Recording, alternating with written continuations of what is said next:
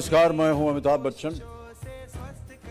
बनेगा स्वस्थ इंडिया कार्यक्रम में एक बार फिर आप सबका बहुत बहुत स्वागत। मैं इस कार्यक्रम का ये 7वां वर्ष है और आपका स्वागत करता हूं। पिछले 6 साल से आप इस सफ़र में मेरे साथ रहे हैं और मैं आप सबसे प्रार्थना करता हूं कि अपने देश को स्वच्छ, हरा भरा और स्वस्थ बनाए रखिए। इन 6 सालों में हमने बहुत सारी बातें की हैं, बहुत सारे काम किए हैं।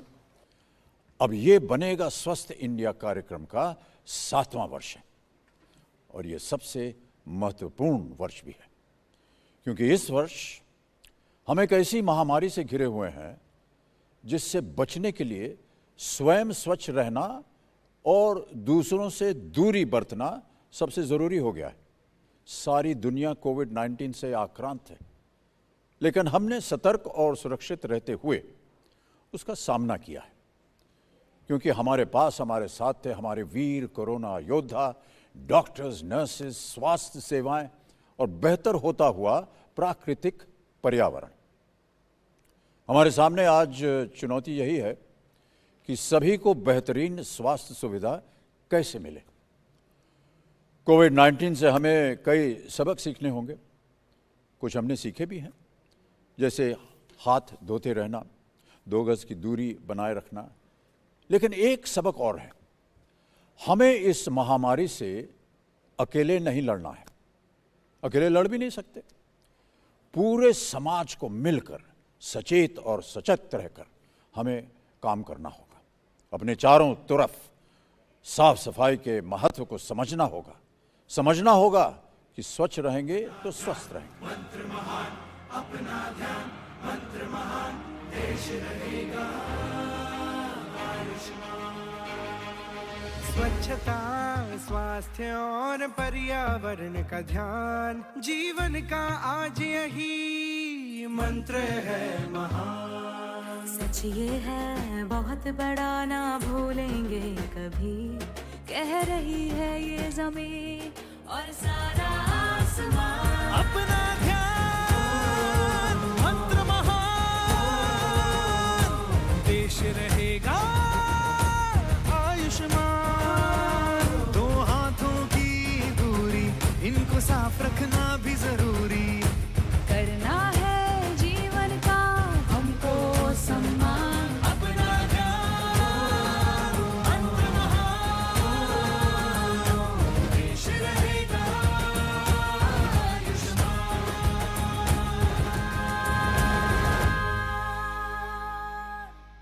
I'd like to start with Lakshman Narasimhan. Lakshman, the key point is that over the last 6 years, we've been talking about cleanliness that leads to better health. Now, in the 7th year, that message is so important. It's crucial to survival now.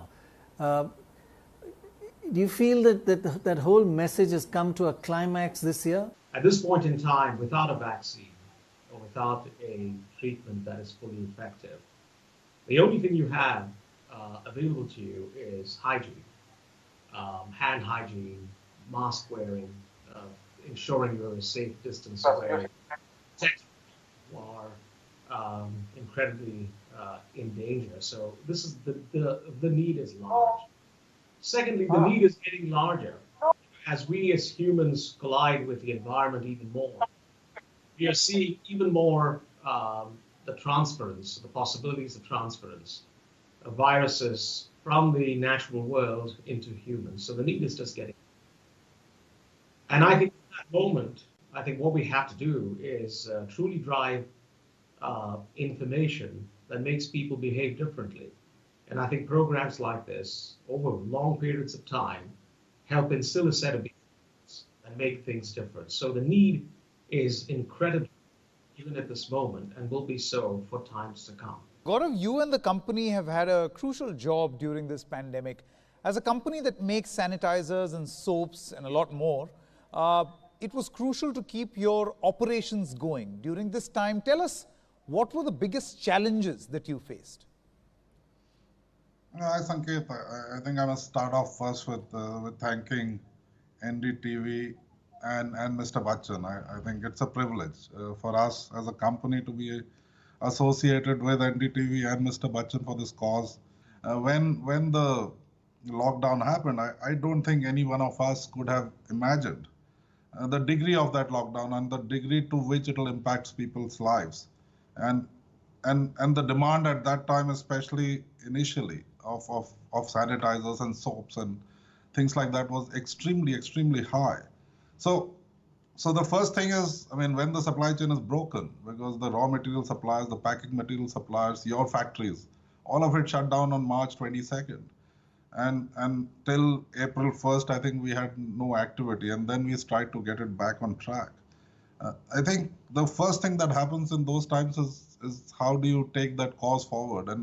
And to us, it was kind of a national cause, with customers and consumers calling us and telling us their stories of how they need sanitizers and soaps to protect themselves. So a lot of effort went in. I think a lot of teamwork went in. I think the help that we got from the government and the local authorities was amazing to get that kind of help at that time. Permits, food. I mean, when you get the workers to the factory, what will they do? You don't want them to, there's no food available outside. So we had to organize for, the halwais and to come in and cook for 1,000 people 3 times a day, to get the vegetables, to get all of it together, to do it in a safe, hygienic manner, all of that, to get our raw materials and packed materials, the factory started. I can tell you today we are 90% there, that we meet about 90% of the demand. In April, it was like 30% of the demand, and every day since then has been better than the previous day. Very nice to hear. And it's amazing. जैसे कि अभी हम बता रहे थे और सुन भी रहे थे कि देखिए इसका इलाज जो है ना अभी कहीं निकला नहीं है और बहुत दूर तक हमें इसमें रिसर्च चल रही है, लोग इसके बारे में लिख रहे हैं, कोई भी ऐसी दवाई नहीं बन पाई है जिससे कि हम कह सकें कि हाँ इसको खाने से या लेने से हम इस बीमारी से हमको मुक्ति मिलेगी। कैसे रहें हम स्वच्छ और कैसे रहें हम स्वस्थ? नमस्कार सर, आज गांधी जयंती के दिन पे सबसे पहले तो मैं उन कोविड वॉरियर्स को याद करना चाहूँगा, 500 से ज़्यादा हैं जिन्होंने कोविड की लड़ाई में अपनी जान दे दी। आपने सही कहा कि, और ये programme I think highlights that fact that swachh and swasth are actually intermingled. If you are hygienic you will also be healthy. And I think जैसे हम कह रहे हैं कि vaccine we don't have, but what if we don't have a vaccine? We have a vaccine which is what is called non-pharmacological measures, and those non-pharmacological measures actually are 3 broad pillars. You talked of 3 pillars of health, hygiene and environment. I would like to talk of these 3 pillars, which are basically physical distancing, 2 गज की दूरी, regularly wearing a mask जब आप बाहर जाएं, and hand washing. If we have these 3 pillars with us, we can win this battle against COVID-19. Prasun, when we spoke, was it a month or 2 ago, and I said, would you help us with the whole concept and how would we go about it? You straight away in your mind simplified the whole concept, and now it's come out in this beautiful anthem and this, this feeling of optimism and that we will win this battle. You sort of had it in your mind as usual, Prasun. Give us the background to this, the development of this concept. We are living in unprecedented times.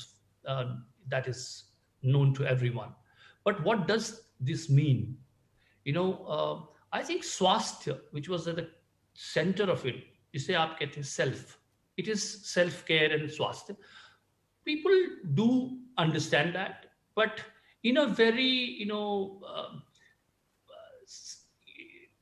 very, very initial way, when you treat the disease, and that's all about it. But taking care of oneself was not part of it. I think mental health issues, emotional health issues, which have emerged today, have made us realize the true meaning of Swasthya. And when we realize the true meaning of health and Swasthya, then you expand it beyond yourself, and Swachhata and environment also become part of it. So to the two of you, I mean, anyone can go first. How did you feel composing this anthem? As you rightly said, that music is such a powerful tool to communicate any sort of message. And when we got this opportunity, we were truly humbled. And, we knew it was a very, very big responsibility that we had to put together a song. And, I think Somil... And we really put our heart and soul in making this song. And we just hope that we've been able to do justice to Prasoon sir's words. And we just hope that this song reaches to more and more people, and we get the chance of making some contribution in this fight against COVID. Lakshman, in many ways, this is a pivotal point in history, right? In the sense that we've been talking about this for a long time, but what's going to happen now will change the way we live, our environment, for years to come. And we must be careful not to go backwards and learn from this, learn from a crisis, right? Absolutely, Prannoy. I think what you're seeing is, I think Dr. Guleria said it very well. The level of receptivity to the message has gone up a lot. We're seeing that in the way people behave. We're in people's homes. We're seeing how they operate. We're seeing how they actually behave outside. Now, obviously, not everyone is doing that. But at the core of this is we individually have to behave differently, and we collectively have to behave differently. And I think the level of sensitivity is going up a lot. And I think you're going to see that this is truly a tipping moment. It's a time where there is going to be a change, where there's recognition of the environment and how we respect it and how we coexist with it. What we do with regard to hygiene along the 3 pillars that Dr. Guleria talked about, around hand hygiene, mask, as well as distancing, as well as how we think about nutrition and health and ensure that we have the right level of immunity, that we take care of our bodies. All that has to coexist. And my hope is, and by the way, we're seeing it in the behavior, that there is in fact a change. Gaurav, I've watched you from day one of this crisis, and I've realized you're a Sardar at heart, man of action, proper Sardar. And but you must admit, this is one of the biggest challenges you've ever faced, but you managed to motivate all the people who work with you and associated with you. I think this, to me, when it started, was like a national duty. I mean, you can't believe, Dr. Roy, the kind of letters and emails we got from consumers. Customers is different. Obviously, they were searching for stocks. But the emails that you get from consumers where old grandmother staying alone in Bombay and she wants Dettol. And when you give that to her through somebody, you send a courier to her and she then calls up my salesman and says thank you, is amazing. I mean, that feeling of being able to do these things for society and for people at large, and that is what I think motivates us and our people. And I think that's what helped us to get over this. And I must tell you, that everybody in this company, our company, is extremely proud. I first met Sparsh 2 years ago, and on that occasion he fulfilled one of his many dreams, to perform in front of an audience of 1 billion people. Born with a brittle bone disorder, the now 17-year-old Sparsh, who is a rapper, singer, songwriter, motivational speaker, would rather talk to you about his passion for music than the 140 plus fractures he has suffered in his life. And so here he is, ladies and gentlemen, singing Vaishnava Janto.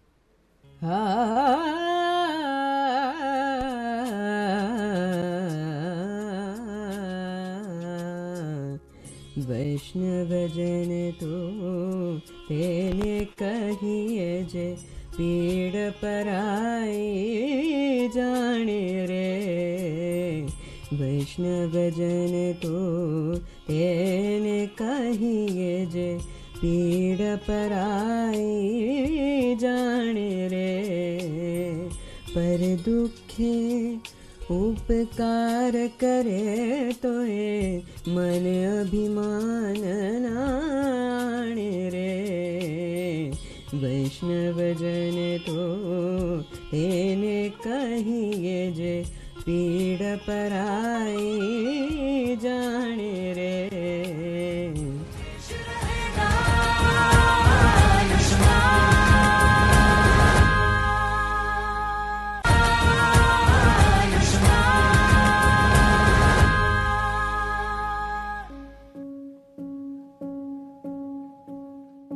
चेहरे पर mask हो, साफ हमारे हाथ हों, 2 गज दूर रहें मगर लक्ष्य में हम साथ हों, स्वच्छ रहें, स्वस्थ रहें।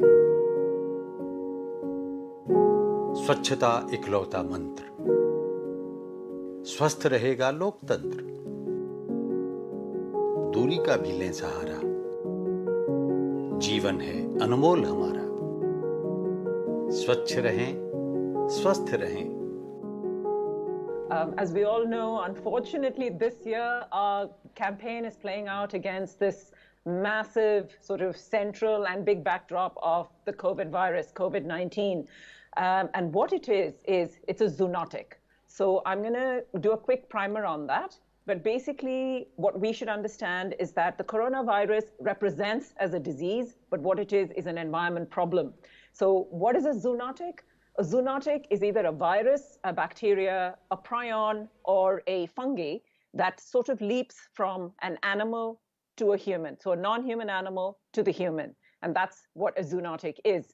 And with the way our biodiversity is collapsing and with the way the environment is getting degraded, we are very much in danger of sort of having these pandemic cycles come around more often, and that could be a major problem. So this is something that we need to really, really, because of this pandemic, learn from this and see what we can do. I would like to ask David Quammen, who's joined us, my first obvious question. You predicted this zoonotic in your book 8 years ago.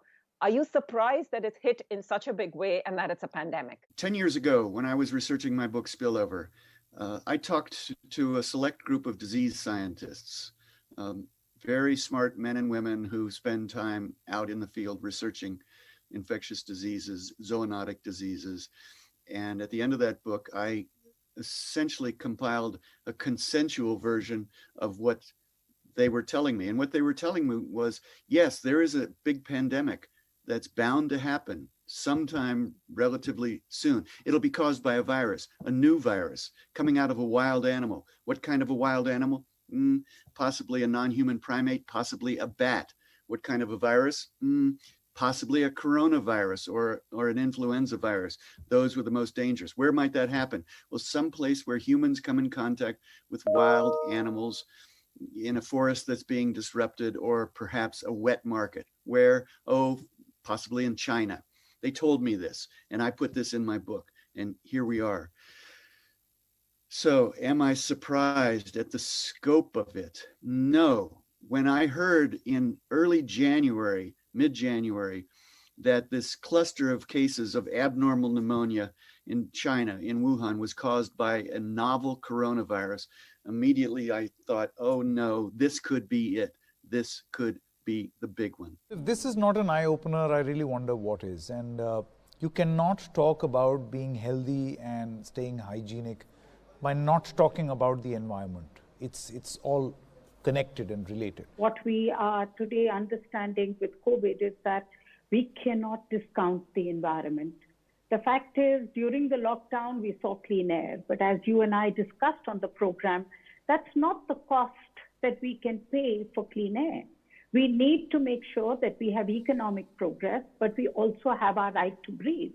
And the fact is, with COVID-19, the comorbidity, I mean, if you have the virus, which is ravaging our lands today, I mean, the infection rate is massive. On the other hand, we know that it affects the lungs, and lungs are what are most vulnerable when it comes to air pollution. So we just cannot afford to discount the cost of bad air anymore. Balance देखें, एक संतुलन जो होना चाहिए, इस तरह से पेड़ लगाया, पर्यावरण का जो संतुलन है और एक इकोनॉमिक डेवलपमेंट का जो संतुलन होना चाहिए, वो मेरे ख्याल से आपके शहर से ज्यादा और कहीं नहीं जरूरी है. How do we ensure this balance then? बहुत खुशी होती है आपसे मुलाकात होते, और अमिताभ बच्चन के साथ में हम पैनल पर रहते हैं तो और भी ज़्यादा खुशी रहती है. बात ये है कि हम पवई में डेवलपमेंट किया, 200 एकड़ का खजान की जमीन थी और हमने पूरा उधर टाउनशिप डेवलप किया. लेकिन वहाँ आप देखेंगे तो हमने 70 एकड़ की गार्डन्स और फॉरेस्ट बनाए। उसमें 25 एकड़ में तो एक घना फॉरेस्ट हमने पार्कसाइड हिल के ऊपर बनाया जो एनक्रोच जमीन थी, और उसको क्लियर करके उसको फॉरेस्ट हम बना दिया। तो ये एक बहुत बड़ी बात रही कि हम ये शहर में भी अर्बन फॉरेस्ट कर सकते हैं। हमने ये 30 साल पहले किया है। दूसरी बात हमने किया है कि हमने सीवरेज रिसाइकलिंग प्लांट लगाई, 4 million litre per day Powai में लगाई और थाना में लगाई। उसके हिसाब से हमारी जो पानी की रिक्वायरमेंट है 30% कम हो गई, और हम गार्डन्स, फॉरेस्टेशन में, फ्लशिंग में हम ये उपयोग कर रहे हैं। ये 20 साल पहले हमने लगाए। और आज हमने एक सुझाव दिया था, वो शायद मुंबई कॉरपोरेशन अभी करेंगे। वो पहले रिसाइकल करके नहीं कर रहे थे, और वो पानी जो गंदी थी उसको प्राइमरी रिसाइकलिंग करके दरिया में छोड़ देते थे। अभी उनका एक प्रोग्राम बन रहा है, अभी तक बना नहीं है। उनको रिसाइकलिंग करके उसको फिर ये पानी उपयोग कर सकते हैं। जितने भी बड़े गार्डन्स हैं, इंडस्ट्रीज हैं, वहां हम उपयोग कर सकते हैं मुंबई शहर में। Pankaj, we've heard Dettol is doing its own bit for sustainable development. Can you tell us a little bit about it? What got us started actually was some data that was very, very grim, right? And I'm talking about plastics. Of all the plastic waste that is there in the world, only about 10% gets recycled, only 10%, right? The rest of it may into oceans, it makes its way into landfills. Why? Because there is very poor segregation at the source, and there is improper waste management, right? So tons and tons and tons of it goes into oceans, and there is a study that was presented at the World Economic Forum that said that by 2050, there is going to be more plastics in the oceans than fish, right? And all of this was very, very concerning for us. And in the pandemic times, the situation has taken a turn for the worse, because people are using more biomedical waste, almost to the tune of 40%, some studies indicate, and plastics is a close second. So we wanted to do something about it, and not just at a global level, but here in India. Okay? And what better brand to do it than on Dettol? We wanted to give the same germ protection that is provided by Dettol in a hand wash bottle that is 100% made from 100% recycled plastic. And 100% recycled plastic is a big deal, because typically it's as a process, it is very difficult to achieve. People get to 20%, 15%, 30%, etc. But getting to 100% requires a lot of effort from a lot of different partners, from resin suppliers to the manufacturers, to the product, to the design stability. Wow. So this is made from 100% recycled plastic. It's the first of its kind. Right? And we've done this here, and we wanted to bring the best of germ protection in a way that people who are environmentally conscious can go ahead and use that option, right? And we wanted to bring it forward. So many partners were involved into this. Banyan Nation, that provides the resin suppliers for us. Asocham, we're working closely with them. Reliance, it's a limited edition that we've launched in Reliance stores right now, and we're looking to see. I'm very hopeful that this will do really well, so that we can do more of it in the future. Chris, now, talking of talking of this worst pandemic in history, I want to know from you, how have you been responding to the new normal of this pandemic in your work and personal space? Yeah. At RB, we have had a very busy time. First and foremost, our primary concern has been to make sure that our employees have been safe and well looked after during this very challenging time. And that alone has been a significant piece of work. But at the end of the day, we exist here, and our purpose really in this world is to provide access to high quality hygiene and health products, and certainly Dettol being one of the most important products. And we've experienced a very significant spike in demand, which has caused us to really have to rethink our supply chain and increase our capacity manyfold across our various product lines. We've also spent a lot of time providing access to science-based information. We know that consumers are very keen to understand and learn more, both about the virus and as science evolves, and our understanding evolves, as you just said. We still don't know all the answers, but we learn more every day. We also know that we have an obligation, and we take that very seriously, to provide science-based information to consumers. And so we have been actively engaged in that in partnership with regulators, governments, and nonprofit organizations. And so those have really been the main focus areas for us. It's been a very busy time, but at the same time, we also understand that we play an absolutely critical role at the moment. And so it is safe to say that our employees have actually put forth heroic efforts to meet those challenges under very difficult circumstances. All of our employees are also affected by the pandemic in their personal lives.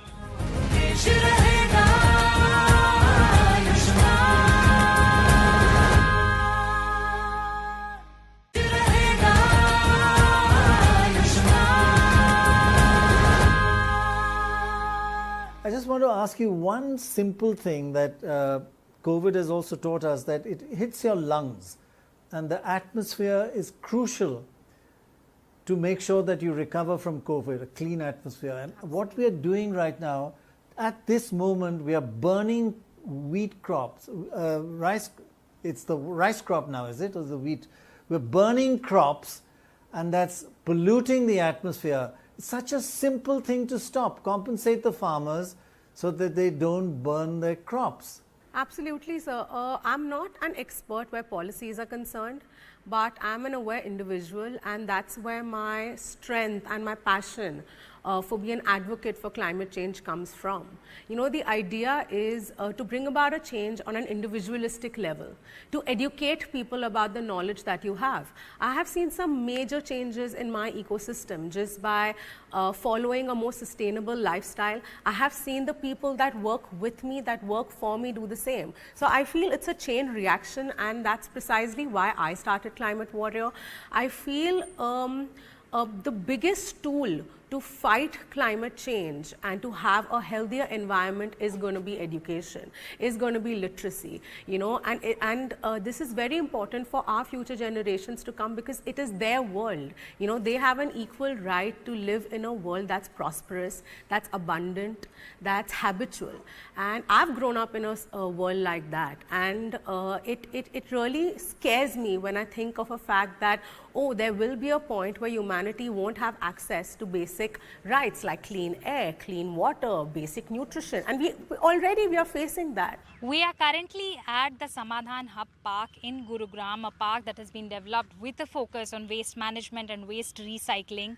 I have with me members of the NGO I Am Gurugram. I have with me Ms. Swanzal Kapoor and Ms. Smita Ahuja to tell us more about this concept. First, we'll go to Swanzal ma'am. Ma'am, first tell us, you helped design this park. So if you could tell us, you know, how exactly these walls were developed, what were the waste materials that were used, how did this designing process come about? So Sukriti, thanks for being here, and I'd like to show you today that these are the kind of materials that we've used to develop the information walls, and the idea of the information walls is to communicate key facts to citizens about waste in a humorous and playful way, so it's not doesn't become something which is like talking down to people, but it becomes exciting and a fun thing for people to see. The message we want to give people is that if we are very conscious about how we use waste, we have developed glass bottle benches and walls as well out of old glass bottles, and typically if you see what one sees even globally, you have very ugly looking upcycling of waste materials. It's not always beautiful. So what we want to demonstrate here is that you can create great beauty and aesthetic quality from waste and have it so much more meaningful, because whatever you have utilized is saving the landfill. This place is all about actionable solutions, and we are telling people to take the choices that they feel comfortable, the steps that they feel comfortable in reducing their waste. So this area is a recycling station that we've put together, which you recycle 5 types of plastic, paper, glass, e-waste, metal. So, and you could reduce almost 30% of the thing, which is a resource which you're throwing as waste.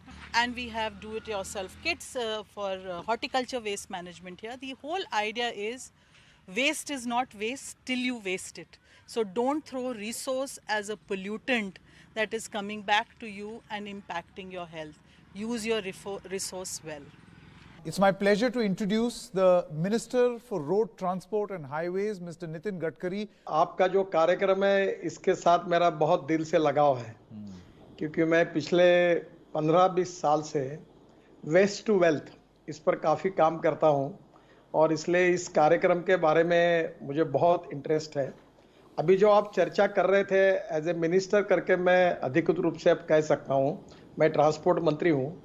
हमारे यहाँ अभी हमने diversification of agriculture towards energy and power sector जो निर्णय किया है, तो 12 साल से मैं इथेनॉल की बात कर रहा था, वो 20 करोड़ की इकोनॉमी बनी है, अभी वो 1 लाख करोड़ की आने वाले 3-4 साल में बन जाएगी, 3 साल में। तो इससे सबसे इम्पोर्टेंट चीज़ है कि ये जो परली की बात कर रहे थे, इसमें 5 टन परली से 1 टन बायो सीएनजी तैयार होता है। और पूना में संतोष गोंधड़ेकर करके आईआईटी इंजीनियर का एक ग्रुप है, उन्होंने already rice straw, wheat straw, cotton straw, bagasse, agromass से बायो सीएनजी बनाया है। तो बायो सीएनजी बनाते समय उससे मीथेन बनाते हैं, मीथेन से CO2 अलग करके बायो सीएनजी बनाते हैं। और मैं तो नागपुर शहर की हमारी 450 बसेस को कन्वर्ट करने का प्रोजेक्ट मैंने लिया है। जो हमारा सीवेज वाटर है उससे मीथेन निकालकर मीथेन से CO2 अलग करके अभी 80 बसेस को कन्वर्ट किया है। काफ़ी अड़चने आती है पर मैं वो प्रोजेक्ट पूरा करने वाला मेरा ड्रीम प्रोजेक्ट है।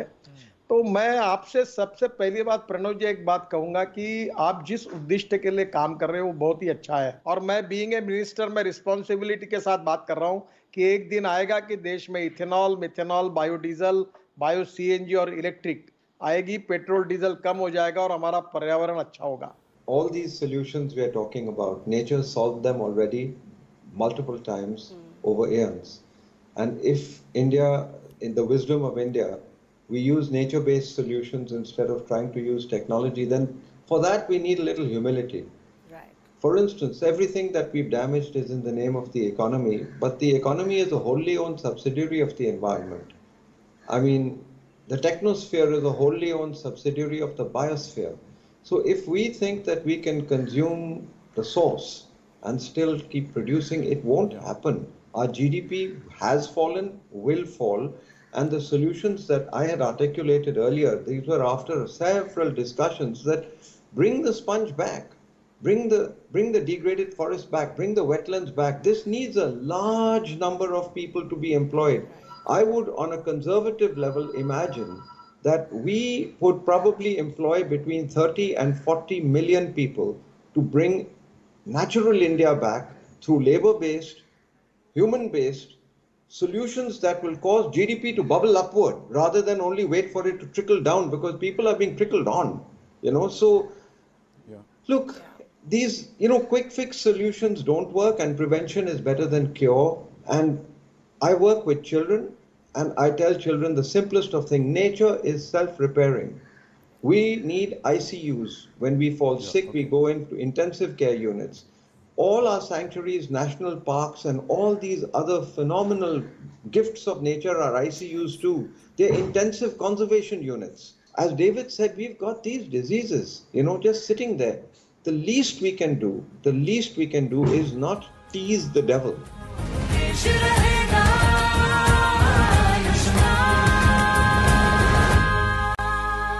Harish Andeji, I have a few questions. You won the Raman Magsaysay for working towards getting solar energy to, the poorest sections of society. Our future lies in renewables, doesn't it? I think what we have actually forgotten to know that India has been always mostly a decentralized economy. And so decentralized energy sources like solar makes so much of sense. But today, what has happened, Amitabh-ji, is that the COVID-19 as well as the climate change crisis both affect most is the poor. Whether it's a poor in India, poor in Sri Lanka, or poor in Tanzania, it affects the poor. Whether it's drought, floods, and everything else. And what I mean by solar is just not putting solar plants. It's about decentralized utilization of solar energy to democratize livelihoods, democratize the delivery of health, and democratize the delivery of education, and start making bubbles of 100 kilometers, 200 kilometers, and 300 kilometers, where you start looking at production for that and consumption for that 100 kilometers. And that's the only way to actually look at efficiency and utilization of energy. And thus solar actually makes economical and social sense, as well as leading to what Bhumi and the others were saying about consuming less. India has a huge potential, should use COVID-19 as a R&D platform for the world. The solutions for Assam are very replicable for Tanzania and the Philippines. The solutions for Madhya Pradesh, where you interact solar energy and drought-resilient solutions for the farmers in Maharashtra and Madhya Pradesh, are good for Ethiopia and central Brazil. I think that's what I think we are what I call it, a macrocosm of world's problems, but we're also a macrocosm of world's solutions, and especially for the 600 million poor people. I think this is where the beauty of decentralized energy actually stands. How do you look at this? You know, this masks and gloves, which are now becoming a major problem in waste disposal. See, we look for solutions, and those solutions also end up creating problems. So I want to know with you, what can we do? It's a global problem. In fact, now the data is coming out that we've probably used by the end of this year about 129 billion masks and 65 billion gloves. And if you put them together, it will be the size of Switzerland. So there is a really big, serious problem here. And there are very few things that we can do when we are in the peak of a pandemic, because our systems are weak. You know, you can do many things if you have a strong system. So one of the things that we definitely have to know is ki, you know, right now we're focusing on COVID waste that is coming out of COVID patients. But there are people in the house. Many of them are positive. We've just discovered from the results that, you know, up to a third of us might have been exposed. So I think the point is the number one thing that is going to work in our country is you have to segregate your waste.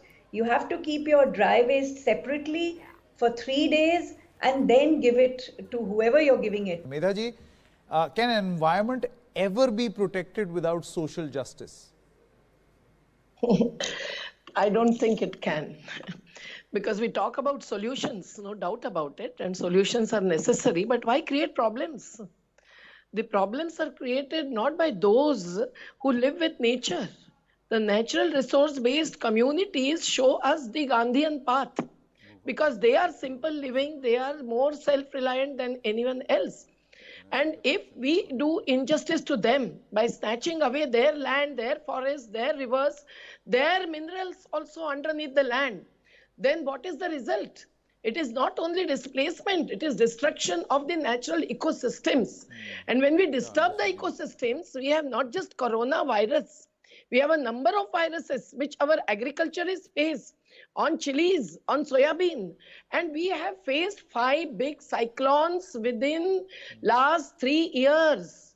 Oki, Amphan, Vayu, Nisarga, so on. So all of that impact needs to be taken into consideration and let the communities live their own ways, which are going to be the ways for the next generation and the next decade. The matter of manual scavenging has been an issue for many years. So during the last year when we spoke about this, I asked whether there is some kind of a machinery where the human being doesn't have to go down into the sewer to clean it. And I was given a manufacturing factory in, I think, Aurangabad. And I asked them if I could, you know, purchase some of them and give it to these scavengers. So I donated 50 such machines, and an entire bus I gave as a contribution to the municipal corporation, which is used to, you know, clean up the sewers and stuff. Just a couple of months ago, we read, you know, about deaths happening of manual scavengers who'd gone down into the sewer and died. What can we do, and what needs to be done to repair this? First of all, thank you so much. You have taken the personal initiation to show the way for the country. But only one, my submission is individuals can make a little change in the society, but through the policy intervention, we have to expect much more changes. Because it is not the problem of just one place or Aurangabad or Maharashtra or some other state. It is the problem of the whole pan-India problem. There are another 49 districts in the country where women still going and carrying human excreta, bare hands, and taking to the dumping as still continuing. So we are celebrating Bapuji's birthday after birthday, and it has been 150 and 151, it will go on. But actually we are not putting an end to the inhuman practices. Why in the human society? India, like the great country, can go along with the human scavenging. And why we have to lose the life of the people?